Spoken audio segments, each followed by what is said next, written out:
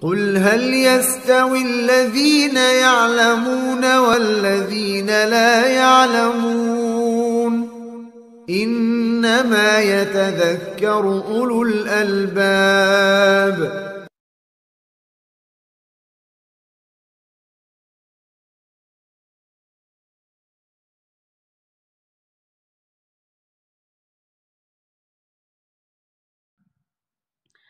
Dikeluarkan oleh Imam Muslim dalam sahihnya dari Abdullah bin Mas'ud radhiyallahu anhu, beliau mengatakan bahwa Nabi sallallahu alaihi wasallam bersabda, "Man mata la yusyriku billahi syai'an dakhalal jannah." Barang siapa yang dia meninggal dan dia tidak menyekutukan Allah dengan sesuatu, maka dia akan masuk ke dalam surga. Dia dimasukkan surga. Maka jaminan surga adalah tauhid. Itu jaminan surga.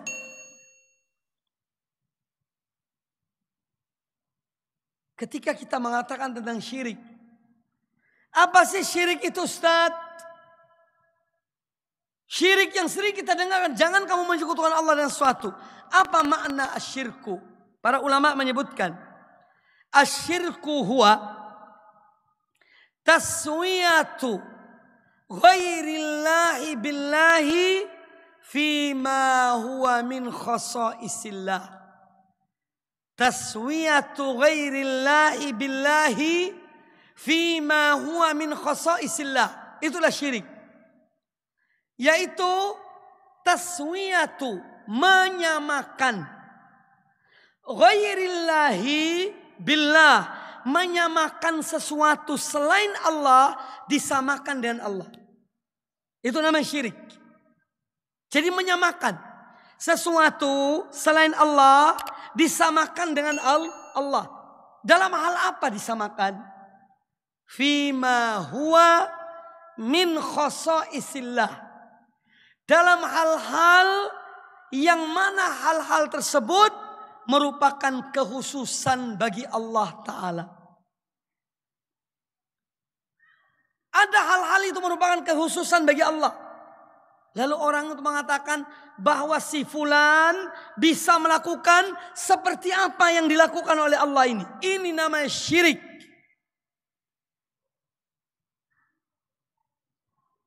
Itu namanya syirik.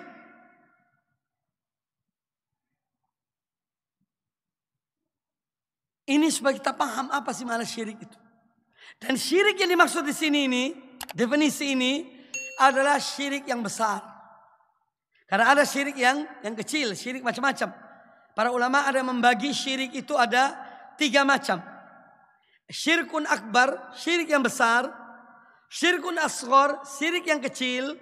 Yang ketiga, syirkun khafiyun, syirik yang tersembunyi. Contohnya apa Ustaz syirik tersembunyi? Ketika dia sholat sendirian, sholatnya tidak karu-karuan, ini biasa-biasa aja. Ketika dia sholat di tengah orang banyak, wah diperbagus sholatnya. Allahu Akbar. Tapi kalau sendirian, Allahu Akbar, itu kalau sendirian. Ya. Tapi kalau di tengah orang banyak diperbagus, diperindah. Angkat tangannya Masya Allah, rukuknya Masya Allah, bacaannya Masya Allah. Ini mengandung syirik yang tersembunyi. Ya. Makanya hati-hati. Waspada. Kata Nabi SAW, syirik dalam umat ini ibarat seekor semut hitam di atas batu yang hitam. Kadang-kadang tidak kelihatan. Jadi itu syirik tersembunyi. Jadi sebagian ulama membagi syirik 3. Syirik akbar, syirik yang besar, syirik kecil, syirik asghar, dan syirik khafi, syirik yang tersembunyi. Yang samar-samar. Sebagian ulama membagi 2. Syirik akbar dan syirik asghar. Nah definisi yang saya bacakan tadi, ini definisi bagi syirik besar. Menyamakan selain Allah dengan Allah. Disamakan dengan Allah. Dalam hal-hal yang merupakan kekhususan bagi Allah. Contoh. Yang menyembuhkan penyakit itu adalah Allah subhanahu wa ta'ala. Allah kata Allah Ta'ala dalam Al-Quranul Karim, mengungkapkan perkataan Nabiullah Ibrahim alaihissalam, wa idza maridtu fahuwa yashfin, dan apabila aku sakit maka dialah yang menyembuhkan. Siapa yang menyembuhkan? Allah Subhanahu wa taala. Lah kalau kita kemudian mempunyai anggapan, mempunyai keyakinan bahwa orang ini bisa menyembuhkan atau dia yang menyembuhkan penyakitnya fulan ini sudah terjerumus dalam syirik. Disadari atau tidak. Makanya ada ucapan-ucapan yang tidak boleh kita ucapkan. Seperti begini. Kalau bukan dokter fulan, ya, kalau bukan dokter fulan, istri saya tidak bakal sembuh. Ini kalimat syirik, ya. Jadi seakan-akan yang menyembuhkan itu dokter fulan itu tadi. Padahal hakikat yang menyembuhkan adalah Allah Subhanahu wa taala. Bukan dokter itu sebab, obat itu sebab saja. Kita diperintahkan melakukan sebab. Makanya kalau sakit boleh ke dokter. Ke dokter itu sebab. Sebab agar sembuh. Tapi hakikat yang menyembuhkan adalah Allah Subhanahu wa taala. Dia yang menyembuhkan. Ya. Tetapi Allah menciptakan di bumi ini, di dalam kehidupan kita ini, Allah menciptakan sebab. Nah, sebab itu ada dua macam. Ada sebab-sebab yang syar'i, yang memang dibolehkan secara syariat. Seorang sakit boleh berobat, datang ke orang yang memang ngerti masalah obat-obatan, ngerti akar-akar, ya, atau daun-daunan sebagai obat. Dia minta, Pak, tolong Pak, saya ini sakitnya dada saya sesek, saya minta obat dari Bapak. Diramulah oleh orang yang ahli ini. Ini dibolehkan dalam agama. Dengan keyakinan yang menyembuhkan adalah Allah. Orang ini sekedar sekedar sebab. Jadi kadang-kadang ada ucapan-ucapan kita tidak menyadarinya. Ternyata kita terjerumus dalam kesyirikan. Ya, naudzubillah. Seorang mempunyai anjing, penjaga kebun atau penjaga rumahnya. Kemudian ada maling. Ya, tapi maling tidak masuk ke rumahnya karena ada anjing itu. Lalu dia mengucapkan, seandainya bukan anjing apa misalnya namanya, ya, Clinton misalnya, anjing namanya Clinton, ya. Kalau bukan Clinton ini, si anjing ini, wah, rumahku sudah kecurian. Ini termasuk ucapan-ucapan yang mengandung kesyirikan. Padahal Allah yang menjaganya, Allah yang memeliharanya. Nah, inilah yang kadang-kadang banyak di antara umat kurang paham masalah gini. Ya.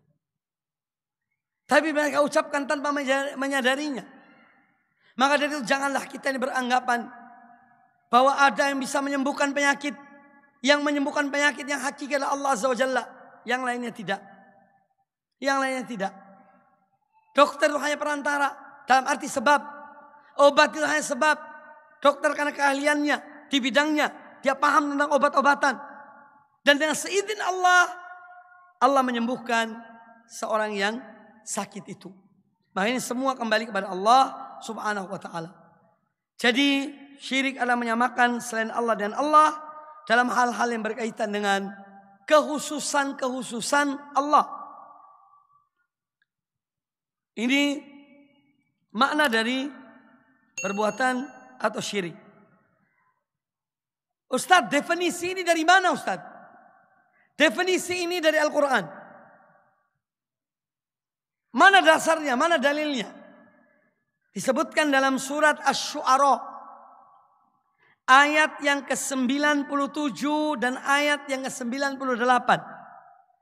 Allah menceritakan dalam ayat ini tentang orang-orang yang dimasukkan dalam neraka karena perbuatan syirik mereka. Mereka mengatakan, yakni yang mereka katakan kepada sembahan-sembahan mereka selain Allah. Tallahi in kunna lafi dhalalim mubin.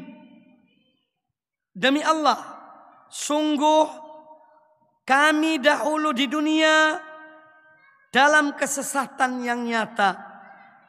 Idh nusawwikum birabbil alamin. Karena kami dahulu ketika di dunia kami mempersamakan kalian dengan Rabb semesta alam. Kami samakan kalian dengan Allah Ta'ala. Makanya kami celaka. Jadi ini definisinya terambil dari Al-Quran. Ketika seorang menyamakan sesuatu dengan Allah Ta'ala dalam hal-hal yang merupakan kekhususan bagi Allah, maka ini berarti dia telah terjerumus dalam perbuatan syirik yang besar. Sebagian ulama ada yang memberikan definisi yang lain tentang syirik. Syirik itu adalah an yusyrika ma'allahi ghairahu fi haqqin min huquqihi. Seorang menyekutukan Allah dengan selain Allah dalam hal yang merupakan hak-hak Allah. Dia menyekutukan dengan sesuatu. Sujud itu haknya Allah, bukan hak selain Allah. Kalau ada orang sujud pada selain Allah, berarti dia telah berbuat syirik. Terkecuali dia akan dibunuh. Kalau dia ada sujud pada seorang, dia akan dibunuh. Itu lain cerita, itu lain masalah. Itu karena terpaksa. Ya. Dan Allah Maha mengetahui kalaupun dia terpaksa sujud, tapi dia tetap yakin bahwa dia sujud kepada Allah, bukan kepada orang itu, maka insya Allah dia itu selamat. Insya Allah dia selamat. Jadi termasuk bagian dari syirik atau definisi para ulama, syirik itu artinya seorang menyekutukan Allah dengan sesuatu selain Allah dalam hal yang dia merupakan hak Allah. Merupakan hak Allah Subhanahu wa ta'ala.